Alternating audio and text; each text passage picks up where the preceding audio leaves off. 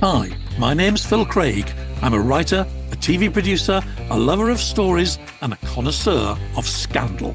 And I'm on a mission to bring you the most scandalous tales ever told. So thanks for joining me here at the Scandal Mongers podcast. Welcome back. What a week, another week where scandalous things are happening. And I feel like I'm running a current affairs channel. But I really want to talk about the Fayed story because it touches on so many things that we've had on here before and that I've worked on in my life. Or then I think maybe a little bit of a catch up on the last episode, which we've broken new ground. I love to pop up on these Apple charts. And for the first time, we've appeared in Mongolia. Can you believe it? I think it was Anguilla last time, but no, Mongolia and Cyprus. So we're expanding our reach. The world of scandal is spreading. So if you're the person in Mongolia, I don't know what the greeting in Mongolia is, but greetings. And please be in touch. Tell us who you are and why you're listening, because I want to know. And what you'd like to know about. I think that would be really cool. Some lovely emails actually came in this week. Janet Chassin from all the way from New York City. Hi, Phil. I'm a long-time fan of your podcast. I just wanted to write to you and say how glad I am that you're continuing making episodes on your own. Oh, so am I. Janet says the combination of history, scandal, and journalism in your podcast is really unique, and I'd miss it if you stopped. Oh, well, that is just exactly what I want to read, so thank you for sending it to me. A few people were not quite so enthusiastic this week. I had my normal complaints in the comments, which you can easily see if you want to look for my, maybe positive, not always positive actually, but sometimes positive comments on Harry and Meghan. I know a lot of you do not agree, and you've said so volubly. Interesting comment though from Marcia Clifford 7107, who's American, who'd lived in Canada for a long time. I think she's traveled the world by the looks of things. And just her view is that sometimes Americans can be maybe not so aware of how other countries behave and what's considered polite. Maybe we don't walk in each other's shoes quite as well as we might, or respect other people's differences and how other people get along. So it was quite interesting. And I do think maybe with Meghan, who I'm not a massive fan of, by the way, and I do believe a lot of that stuff about her being really mean to her staff. I think maybe that helps explain some of the things. I think Meghan came through a pretty tough school, even by American standards. She had to use her sharp elbows to get ahead, I suspect. And maybe some of that behavior just carried on into a different kind of world of the royal family. Anyway, talking of the royal family, Fayed, goodness me, I mean, really, what a shocking story. And I think it's only just beginning. It has the makings of another Jimmy Savile, maybe another Harvey Weinstein scale scandal. Really extraordinary. Is it now 100? I think it's over 100 women have come forward in the last week or so with very upsetting allegations of abuse towards Fayed. Mostly people who'd worked for him at Harrods, who he'd preyed upon, spied upon, subjected to strange medical tests, predated upon. Some alleged they were raped, some alleged they were coerced. The whole atmosphere seems really creepy and very weird, and very illegal. It's extraordinary he got away with it, and people are asking how he got away with it, if it's true, how he got away with it for so long.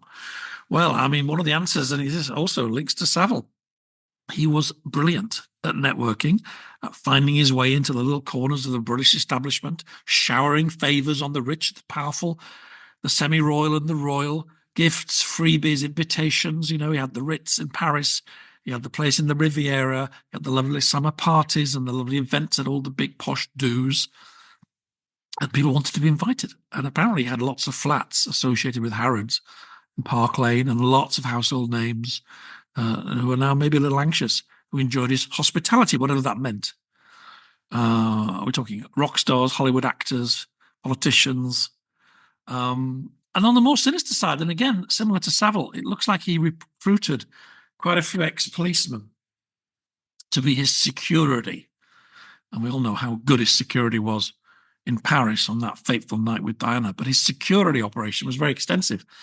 And some of the people in it sounded like real bruises. And if people were complaining or making difficulties for him, the allegation is that they would be lent upon. Just how explicit those threats were, we don't yet know, but it does look really nasty. I mean, some of the stories about people being taken into his flat, being assaulted, locking the door, they couldn't get out. And a recurring theme that he was kind of slightly obsessed with the women in his life, or women he wanted in his life, that they didn't have any kind of trace of any sexual disease. So he would, I mean, this sounds weird to me. I mean, I guess it was the 90s, maybe. It was not that long ago. That if you've got a job and somebody said, oh, you need to go to a doctor. Why? Oh, for a test. Okay, what sort of test? Oh, just a general checkup. Yeah, turned out these checkups were conducted by some kind of high-powered Harley Street private doctors. And the real focus was on whether you had an STD or not. And apparently they would tell him the results before they told the women, which was kind of weird and almost certainly illegal, or against any professional ethics, you'd think, in the medical profession. Yeah, I mean, one of the lawyers who was speaking yesterday, actually, I saw, said it was a system of procurement, not recruitment, procurement, which I find extraordinary. But, you know, I guess we have to accept there's you know, I don't like the word no smoke without fire, because sometimes there is smoke without fire, and sometimes people come forward and make allegations that aren't true. We know that, but this does feel really, really bad. And of course, a lot of it leads back to Diana. And I'll be going back to this, to my little, well, not little, my rather major project on Diana, the book and all the interviews we did. And actually, I've been talking to our mutual friend, Shona on the Vintage Read. And Shona and I planned to do like a whole episode, like an hour, really detailed, deep dive into what was known and what wasn't known around the time of Diana's involvement with the Fayed family, because I think this is so important. You know, a lot of people have said, if Diana had known the full truth of what was happening, or even the full scale of the allegations, would she have allowed herself to become part of that world and trust her security to these people and get involved with Fayed himself and, of course, Fayed's son, Dodi? Would her course of her life have been different if this had become open? And there wasn't that much in the 90s. There was one big article in Vanity Fair which made allegations. I mean, the allegations were across a big range. Fayed was already a controversial character. He'd been involved with a cash for questions scandal in British politics, which was one of the things that helped bring down the Conservative government of John Major, which in that year of 1997. So he was known to be somebody who operated kind of on the fringes of propriety or beyond them. And this article in Vanity Fair made allegations about that. Also, that he was quite racist, didn't like to employ anybody who was black. I mean, they did, but hardly anybody. And apparently he'd said this to some of his recruiters. He didn't want people working at Harrods. He preferred basically pretty white girls. That's what he said, or that was said of him by people who worked for him, recruiting people. And the article mentioned that. And it did mention that there'd been allegations that he'd been making improper suggestions to some of the women. Nothing like what we've seen now. And this was out in the public domain, and Fayed sued. And that case dragged on for several years and was still going on when Diana got involved with him. And it's really interesting. Henry Porter, who was the editor of Vanity Fair, the British editor, was really across that case. And he's written this really strong article in The Guardian. You can find it. I think it's free to look at as well. He spoke about how it was that suddenly Fayed turned his formidable armory of lawyers and private investigators to try and kind of wriggle out of this and make the Vanity Fair back down. And Porter didn't want to back down. He felt he had a very strong case. And he felt that, you know, Fayed was running Harrods as a kind of mini fiefdom beyond the law and exerted rights, or felt he had the right over his female employees, like a medieval monarch or something. And people were frightened of him. And interestingly, he worked with David Hooper. Now, if you've watched earlier episodes of this podcast, David Hooper was one of our guests, talking about how the rich and powerful sometimes try and suppress stories about them. So I've already written to David. I'm hoping he's going to come back and talk to me more about this period of his life. Because it all got a bit murky because they never came to court. A lot of these cases don't. But that was partly because, you know, Fayed's lawyers played it long. And then, of course, everything that happened with Diana. And after that, even though Henry Porter says they had lots of evidence that he felt they'd have done well in court, basically, the feeling at Vanity Fair was, let's just settle this. I guess there was a wave of sympathy for Fayed. Of course there was. He just lost his son.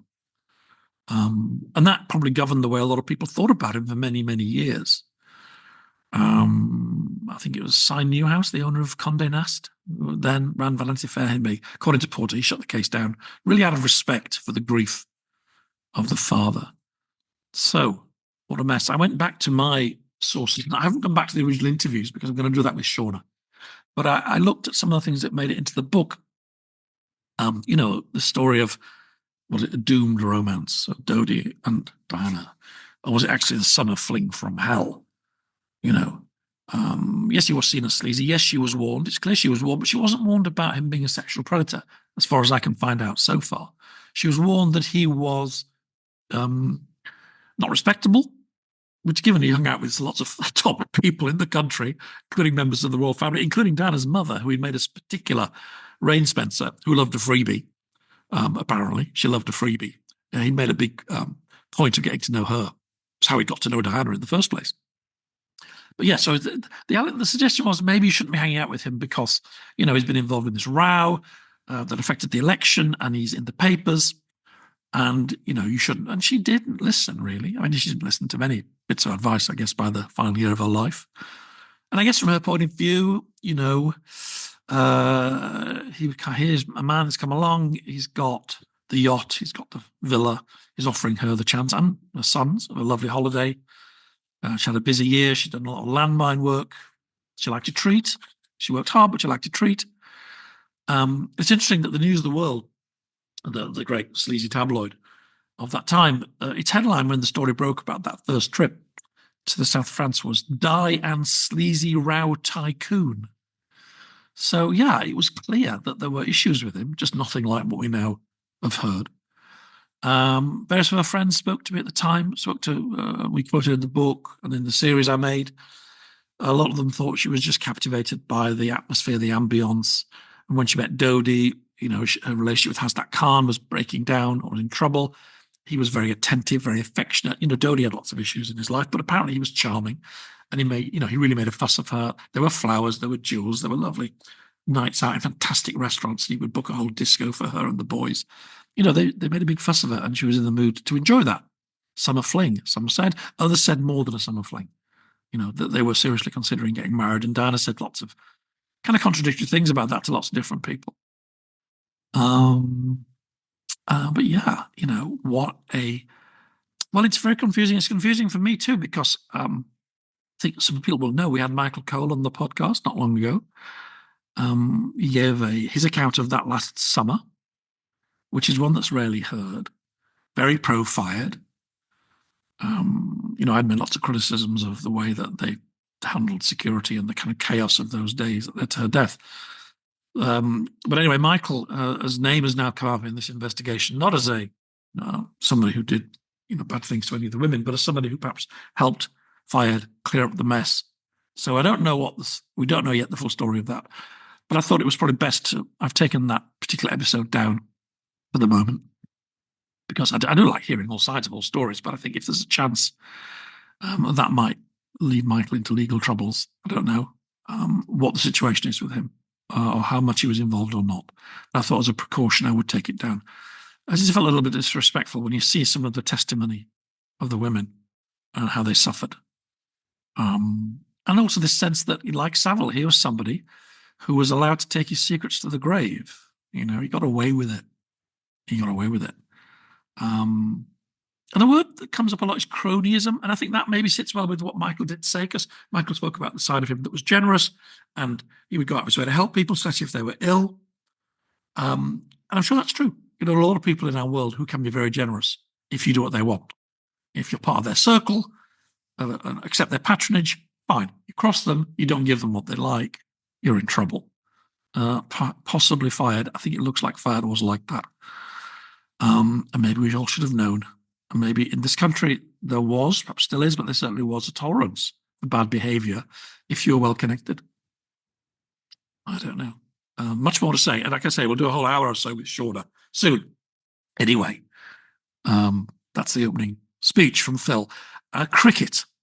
The main subject of this podcast is cricket, which you might not think much about. You might not know much about.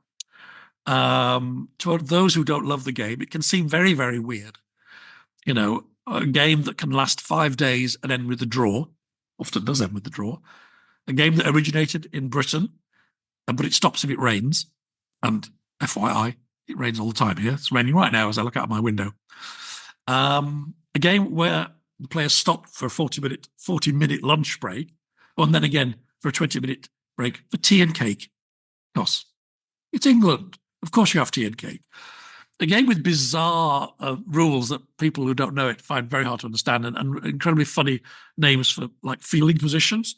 It's not simple like first base, second base, third base. You have third man, or you have backward point, or maybe deep backward point, or you have fine leg. Or you could field at square leg. Square leg. Go to field at square leg, Algernon. Yeah. Or silly mid-off. That's a good one. It's silly because you're quite close to the batsman and he might hit the ball right at you. So it's called silly. Silly mid-off, silly mid-on. Yeah, I know. The thing about cricket, though, actually, and that sort of leads into the interview I'm going to show in a minute, it was all seen as quite posh, quite refined, a bit eccentric. Something from the age of empire, and it's very popular in the countries that were part of the British Empire, especially India and Pakistan and Bangladesh, but massively popular in Australia, New Zealand, South Africa, the West Indies, Sri Lanka. Yeah, so it's from that age, but it was never genteel. I mean, it's quite a scary game, cricket. People die playing cricket and get seriously injured. I mean, that ball is hard. It's made of leather. It's traveling at 90 miles an hour right at your head or your body or your groin. And it's, if you're a fielder and it hits you, it hurts. If you're a batsman or a batswoman, I think we call them all batters now. If you're a batter and it hits you, yeah, you can be seriously injured or you can die. And it has happened. Nowadays, players wear a lot of protection. It doesn't always save them from injury, but they wear a lot of protection, helmets, padding. In the era we're talking about, they wore very little protection. A cloth cap, perhaps a kind of simple box, cover the groin. You don't want to get hit amidships, as they said. Really painful. And a kind of pad on your legs. Pad on the legs. And of course, you had your bat. And the idea was that you weren't hit by the ball because you were so gifted at the game. You hit it with the bat and you scored some runs. Yeah, so it's always been quite a scary game. And it's also been quite a game where people, teams, and sometimes whole nations get very wound up. If you look into the history of the Australia-England relationship, everybody mentions the Bodyline series, where the English team went out in the early 30s and they set out to really intimidate the Australians with bowling basically at their bodies and heads very fast. And it caused a diplomatic breach. I mean, a pitch invasion, virtually, and people threatening to come on the pitch and start punching the bowlers. And, of course, a lot of injured Australians. And this was just around the time where a star of that era, well, there was one huge star, Australian, Don Bradman. Most people regard him as the greatest player ever to play the game. In fact, this tactic of bowling at their heads was devised really to stop Don Bradman because he was so bloody good. Anyway, an English star emerged called Bill Edrich. In this era, it comes to prominence later in the 1930s and is a massive figure in the 40s and 50s. And an amazingly colourful life, incredibly scandalous and funny, and such an era that I think you'll know I'm really interested in, the 30s and 40s. And the kind of slightly debauched side of life, which was very prominent, I think. People who survived the Great War, and then people who led on, like Edrich, he fights heroically in the Second World War, a bomber pilot, and survives many missions. They wanted to live. They wanted to live fast and hard, and he did. So I hope you enjoy his story. I should say, Leo McKinstry, the interviewee, one of Britain's finest writers, one of Britain's greatest sports writers especially, written numerous biographies. He wanted to let it be known he has Parkinson's, which explains why he moves around quite a bit as he talks. Just so you know that. But a fantastic writer and a really colourful storyteller, as I hope you'll agree. Anyway, that's a long introduction. Hope you enjoyed the cricket. I'll see you for the tea break in a while. Bye. Have we met before? Do you know, I don't think we have. I'm a great fan of your books, though. You've written about two of my sporting heroes when I was a child, Bobby Charlton and Jeff Boycott. Oh, really? Both quite Jeff irascible Boycott characters, I think. Boycott, he's an amazing character. He's like something invented by Dickens, really. So many facets to him.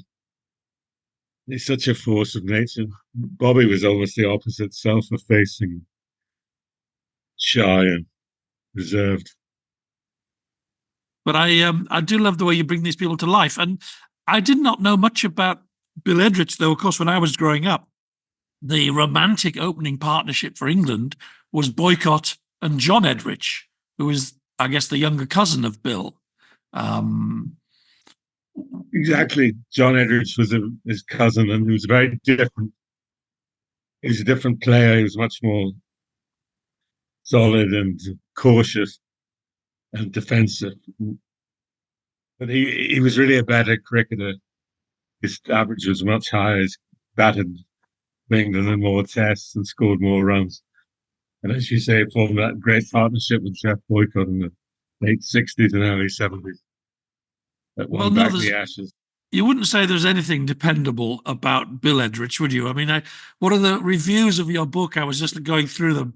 So there's enough anecdotes in this book to keep a dozen after-dinner speakers in business for life, which I thought was quite funny. He certainly led life in a high-octane, pleasure-seeking. Yeah, well, I think you used the word. You might say existentially lived for the moment. And I think a lot of that stems, and his son thinks this, a lot of that stemmed from the war when he was bombed and facing death every day. When he survived, gave him this belief that he had to live every day as if it was his last. And he did that with his tempestuous private life, his drinking, his aggressive cricket that he played. Yeah, a truly swashbuckling figure. He came from a sort of a quite well-off background, but I guess you might say distressed gentlefolk. I mean, he was quite a tough childhood in some ways. I opened the early chapter about his childhood with an incredible scene of his father in the kitchen of their farmhouse in Norfolk with a gun to his head, and his son, one of Geoffrey's brothers, Edrich's brothers, Geoffrey, comes home from school and finds his father at the kitchen table with a gun at his head, and it's obvious he's going to commit suicide. And the son, Geoffrey, wrestles the gun off and then stops the suicide. But that was the game when the family was desperately short of money. They were tenant farmers in Norfolk and for a time in Yorkshire. And it was the time of the period of the agricultural depression, and they found it very hard to make a living. And some people in the family say Bill Edrich's father wasn't a very, very successful farmer anyway.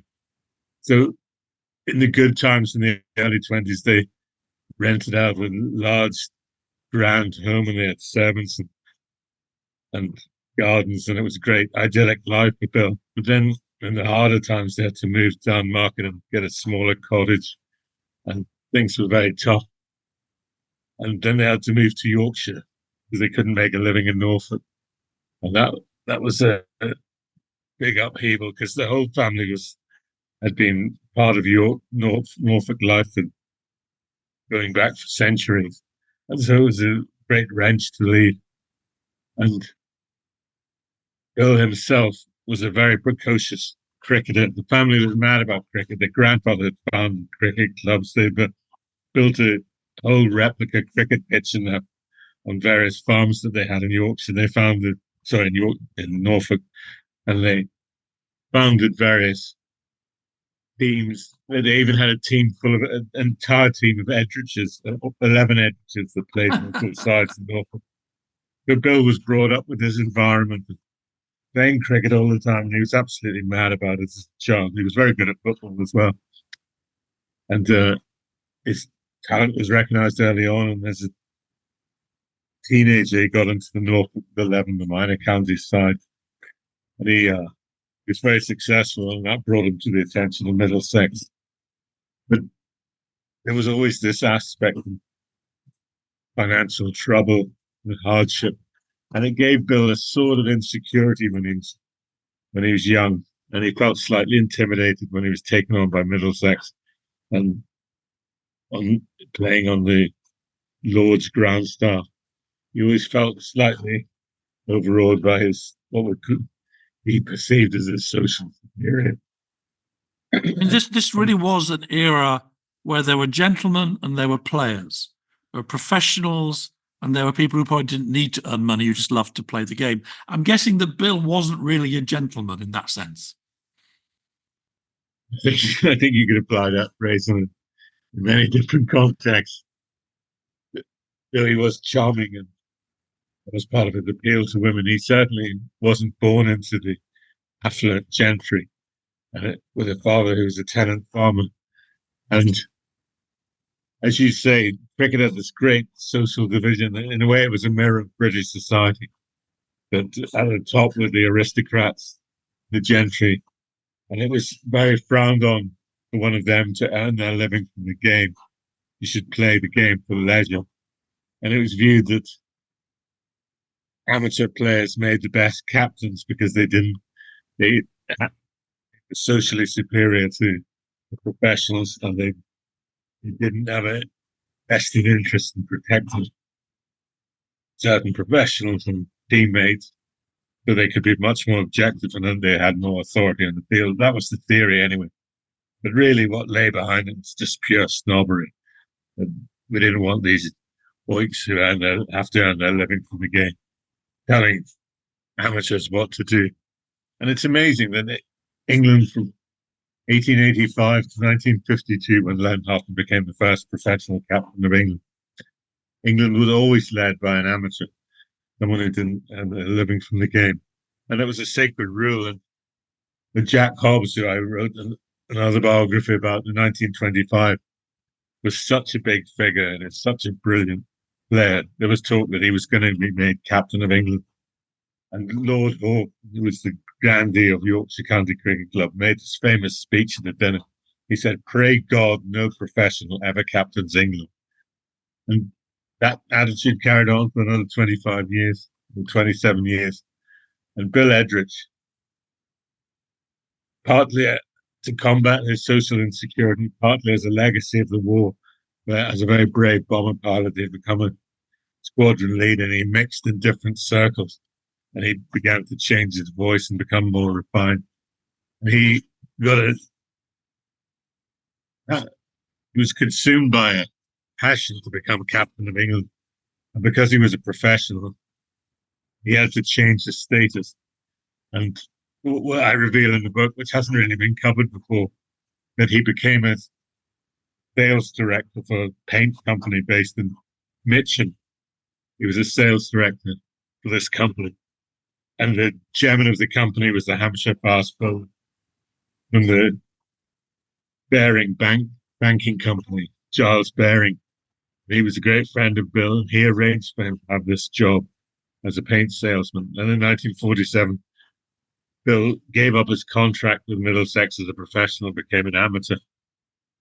But the great problem for Bill is there was no chance that the authorities were ever going to make him captain, despite his change of status, precisely because he was seen as a rebel, such a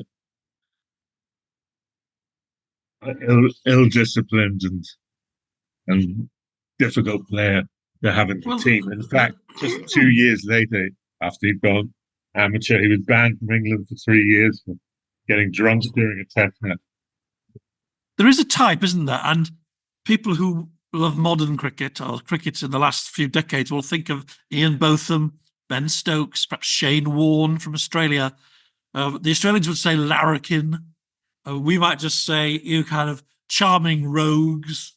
And Bill was perhaps the first, or maybe he wasn't the first, but he was certainly a prototype for this kind of hard drinking, hard partying, chasing women at nightclubs after the game was over. And clearly, as you say, that they were never going to make a man like that captain in the 1940s. Absolutely. Yeah. Cricket has always had that type. Bobby Beale was banned from playing for Yorkshire for being drunk on the field. And Godfrey Evans and Dennis Compton weren't restrained in their hedonism. They were contemporaries of Bill Edrich. And Godfrey Evans once boasted that he'd bedded over 100 women just during his trips to Australia on board his ship.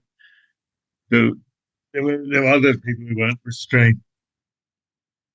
But Bill took it to a higher level, and the book does have there's lots of humorous stories about Bill, but there were some others more serious stories. Like he was tried in 1954 for drink driving, and amazingly, he got off some of the charges, partly because he'd got his own doctor to certify him when he was taken to the police station, having hit another car in an accident on a Saturday night during a test match in 1954.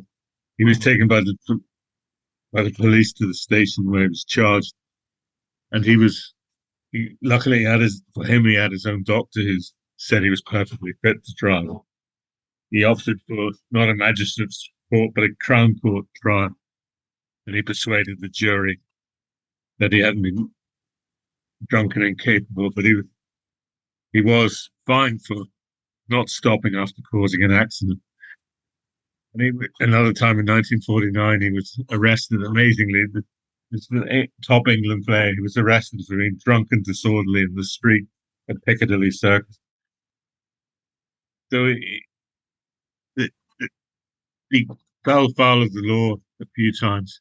Well, you mentioned earlier that his wartime experience maybe gave him this lust for life. I mean, he probably had it anyway, but I didn't realize he was a bomber pilot in the early years of the war, when being a bomber pilot was, you were lucky to survive 10 missions. So he really must have he must have seen so much action. I'm not surprised it affected him. The great trait of Bill Edrich as a cricketer was his amazing courage. He was an incredibly brave person. There were two incidents during his playing career. In 1939, he was felled by a bouncer from Ken Farms, and he was actually knocked out briefly at the crease, and he stood up when he came round, and he was ready to face the next ball, despite having been smacked on the head. And then the opposition had to point out that the ball had bounced off his glove into his head and had been caught gully, so he had to leave the field. But he was willing. He thought he could carry on after being knocked out. And even more dramatically, in 1954, he was facing Frank Tyson, who some people say is the fastest bowler, certainly the fastest bowler England ever produced. And again, Tyson bowled a bouncer to him that smashed into his jaw and broke his jaw. And he had to go to hospital overnight. And amazingly, the next morning, he came out to bat with his jaw all bound up. And Frank Tyson, the first ball he bowled to Edrich, was a bouncer. And Edrich, with his jaw all bound up, having been in the hospital overnight, went to hook the ball. He didn't duck. Wow. That was the courage on the field. That is amazing. And he brought that same courage to Bomber Command. He was asked, a lot of professional cricketers and professional footballers were allowed to become PT instructors and gym instructors away from the action during the war. But Bill, of course, being this action man, he was determined to be in the front line, and he joined the RAF, and he badgered them to allow him to serve in a squadron fighting over France and Germany. And he did. He was flying Bristol Blenheims, and it was incredibly dangerous. The death rate was phenomenal. They were flying low-level raids over Germany. They flew at low levels to try and avoid radar, but they were regularly brought down by anti-aircraft fire and German fighters. And Bill somehow survived. Partly he was very skillful. I haven't mentioned before, but he was very bright.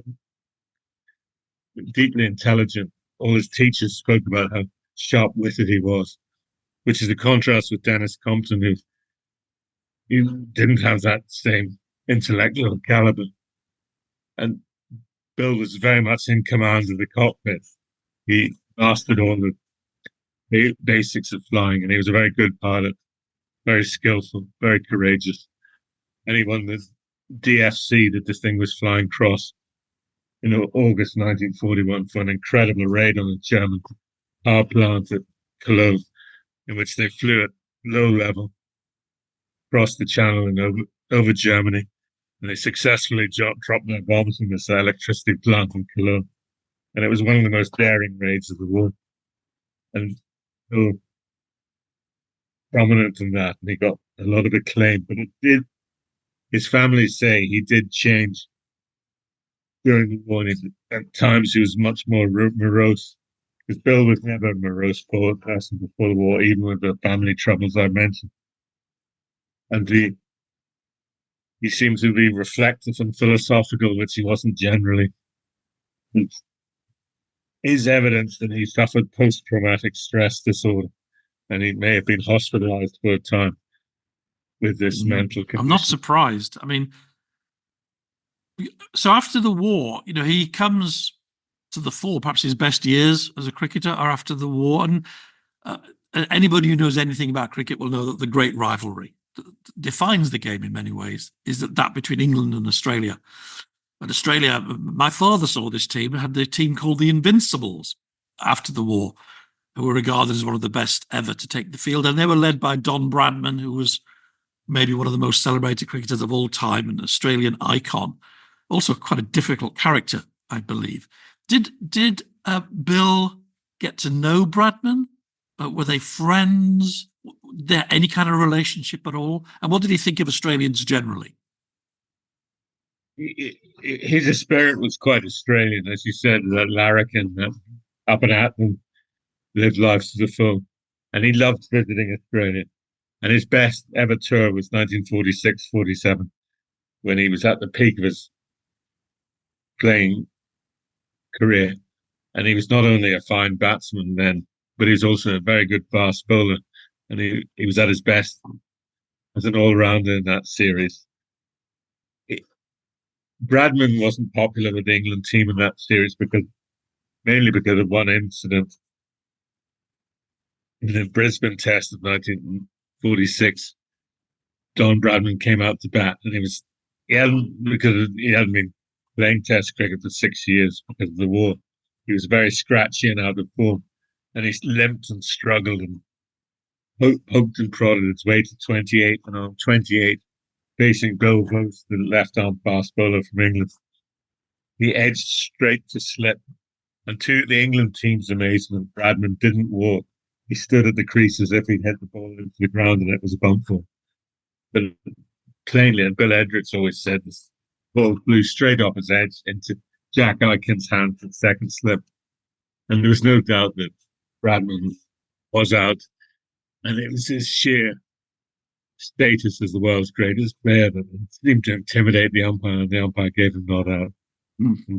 Wally Hammond, the England captain, passed Bradman at the end of the over and said, "That's a fine bloody way to start the series." And there was always this friction in that series between Bradman and the England team.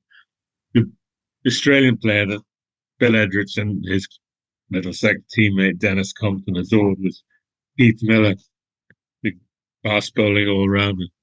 Edrich, Compton and Miller almost formed a trio, and they all like glamorous women and night clubbing and parties and drinking, and they were a great trio who went to their life to the full. And Keith Miller's attitude towards cricket was very different from Don Bradman's.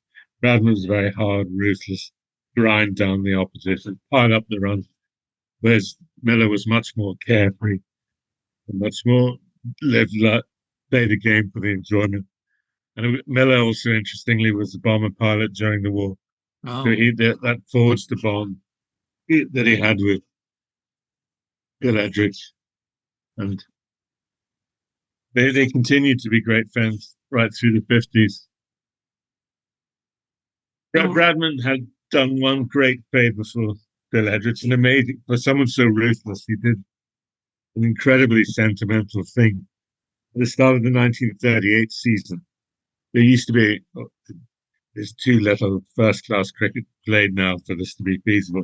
But there used to be a race to see if you could score 1,000 runs before the end of May, and this was occasionally achieved once a decade.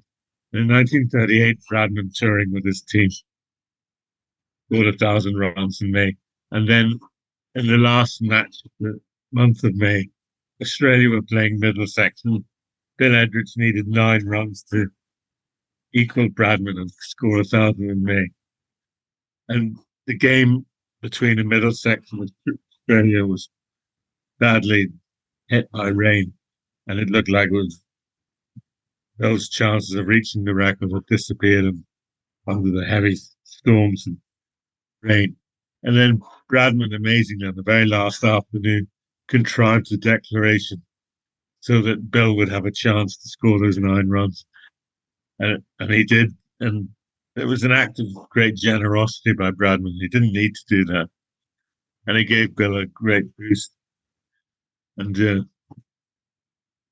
so Bill saw 2 sides of Bradman. He saw the ruthless side and he saw the generous, sentimental side. You mentioned that Bill and liked to live life to the full. He had many marriages, he had many affairs, he had lots of one-night stands.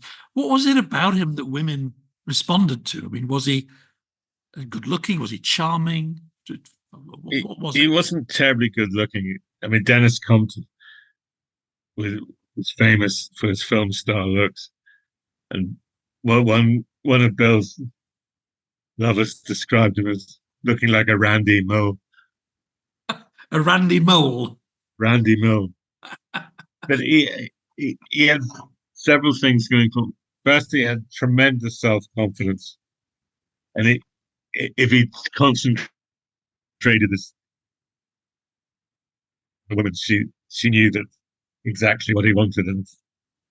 And there was a way that force of physical allure was almost irresistible. He was also very funny. He was a romantic in the sense that he would woo a woman by singing old ballads. He wasn't a very good singer, but he was a confident singer. And he just, Trevor Bailey said that he made an interesting point that Dennis Compton, women literally would almost throw themselves at him with Dennis Compton. And the stories of Dennis going back to his hotel room and finding a woman in his bed. He's got the key from a chambermaid and just actually climbed into his bed. Whereas Bill never had that. And Trevor Bailey actually described Bill as predatory. He actually openly went after women. So that was a big difference between him and Compton. But he managed, with all the mayhem and social records he caused, he did manage to stay on good terms with most of his wives.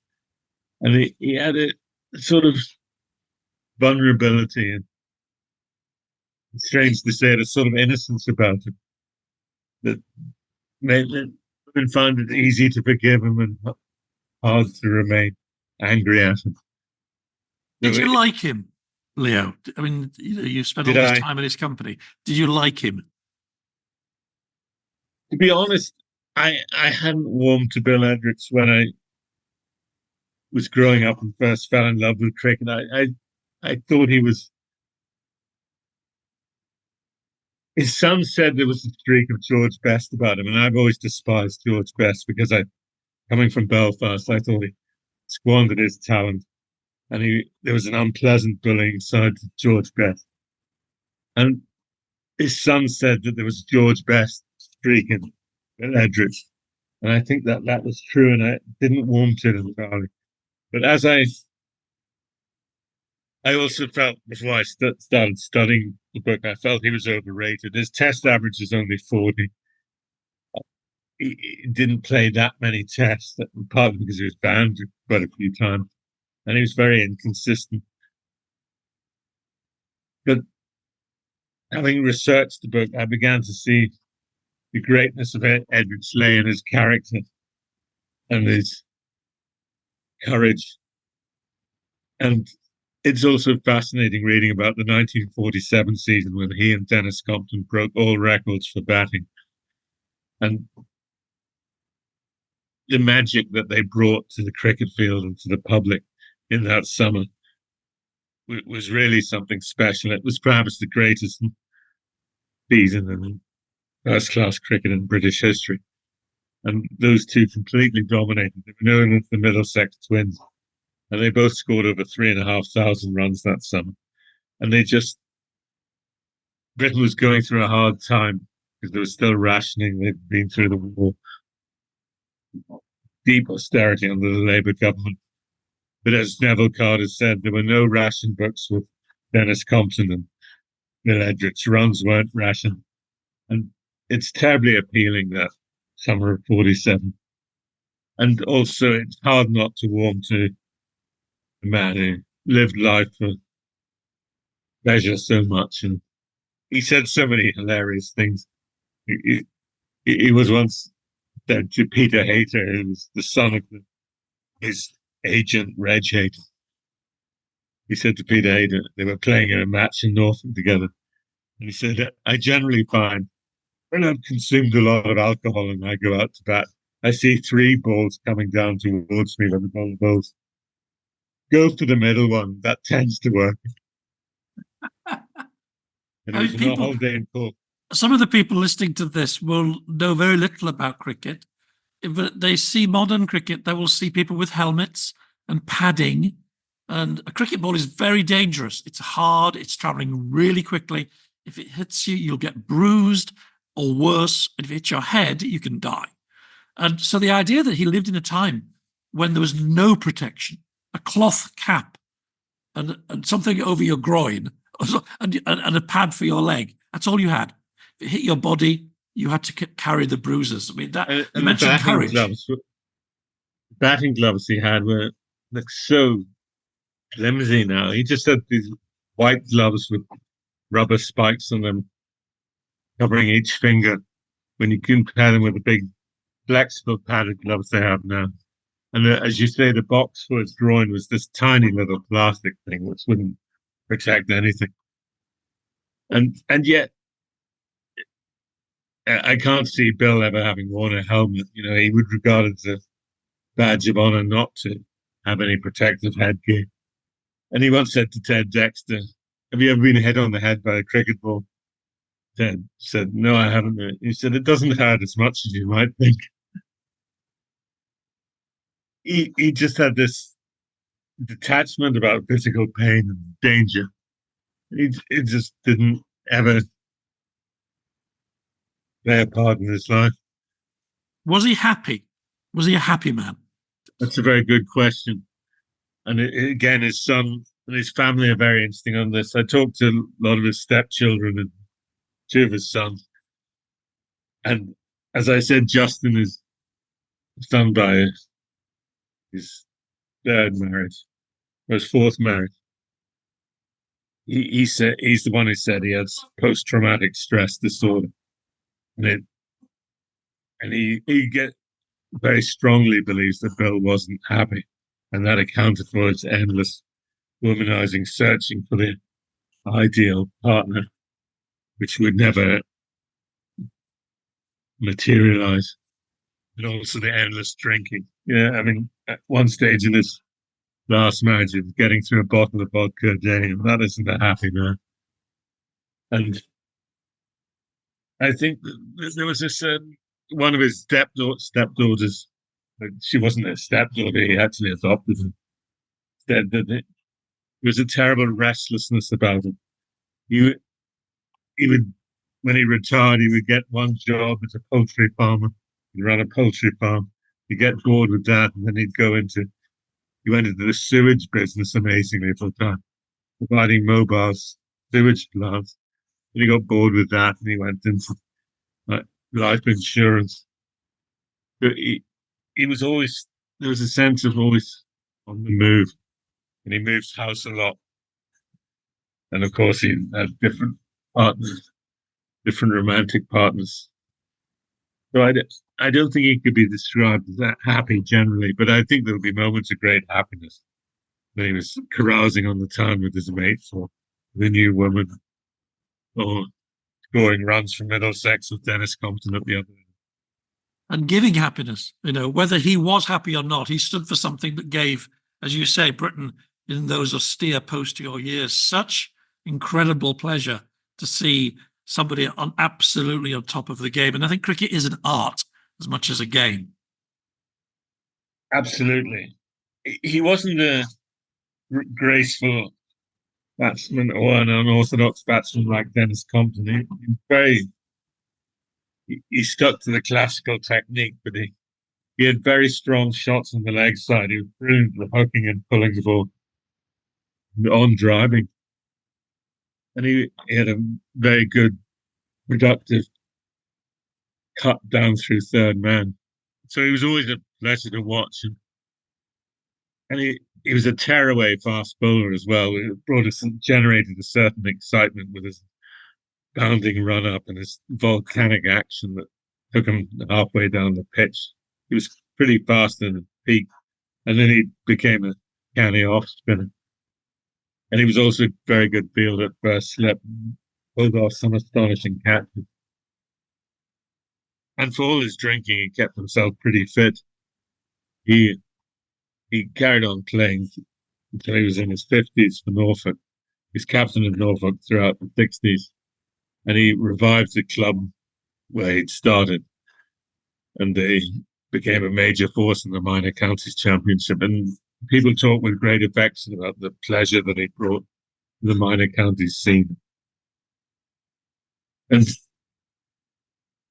there was a sense of always him wanting to have fun and bring enjoyment on the cricket field. One of the odd things that I found was that commentating or the press, like so many retired cricketers, but he went on tour in 1958-59 with the England team as a journalist, and he fell out with a lot of the people in the press box. He thought he wasn't taking journalism seriously.